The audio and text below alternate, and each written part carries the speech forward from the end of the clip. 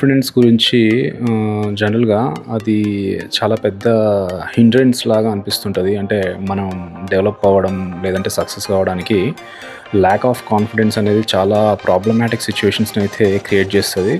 So, నాకనిపించింది అసలు కాన్ఫిడెంట్‌గా ఎందుకు అసలు మనం ఉండము, అంటే చాలామంది ఎందుకు ఉండరు అనేది ఆలోచిస్తే బేసిక్‌గా ఒక పాయింట్ ఏందంటే, అంటే నేను కూడా చాలా ఈ కాన్ఫిడెన్స్ అనే ఇష్యూ తోటి చాలా వరకు సఫర్ అయ్యుండే.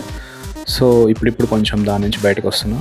సో, బేసిక్‌గా ఏందంటే ప్రాబ్లమ్, సో, ఏదైనా మీకు అంటే మీరు కాన్ఫిడెన్స్ లేదు ఏదన్నా విషయంలో, లేదంటే మీకు డైలీ లైఫ్‌లో గూడా మీరు కాన్ఫిడెంట్‌గా ఉండలేకపోతున్నారంటే మేజర్‌గా క్లారిటీ లేకపోవడం. అంటే ఏదైనా ఒక విషయం పైన ప్రాపర్ క్లారిటీ లేక, అందులో మనకు నాలెడ్జ్ లేక ఒక మెయిన్‌గా అదొక మెయిన్ ఇష్యూ ఉంటది.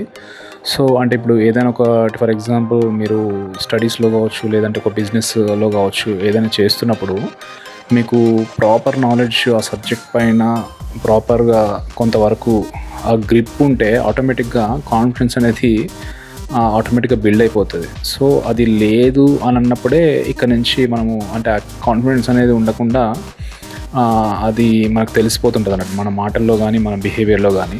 సో, అందుకే మీరు ఏదైతే చేద్దామనుకుంటున్నారో, ఏదైతే మీరు ఎంచుకున్న ఫీల్డ్ సంథింగ్ ఏదైనా కూడా స్టడీ కావచ్చు, లేదంటే బిజినెస్ కావచ్చు, ఏదైనా ప్రొఫెషన్ కావచ్చు, అందులో మీరు ఫస్ట్ నాలెడ్జ్‌ని గెయిన్ చేయండి. అందులో ఉన్న ప్రాబ్లమ్స్‌ని ఫైండ్ ఔట్ చేయండి. దాని నుంచి ఎట్లా గెట్ ఆన్ కావాలని చెప్పేసి సొల్యూషన్స్ వెతకండి. సో, అక్కడి నుంచి స్లోగా ఆటోమేటిక్‌గా కాన్ఫిడెన్స్ దానంతట అదే బిల్డ్ అవుతది.